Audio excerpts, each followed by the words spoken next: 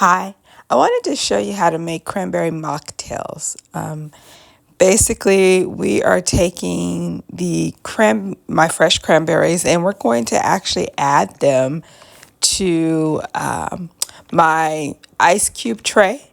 And now you can either fill this with sparkling water, champagne, plain water, but we're gonna make ice cubes with this cranberry sort of look and feel to it. So I've added just water here, and I'm gonna start that process and just place them in the freezer earlier in the day.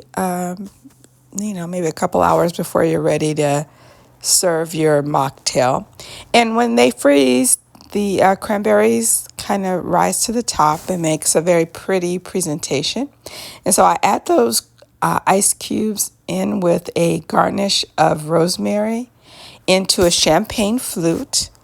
I'm going to take the simple syrup that I made with the sugared cranberries.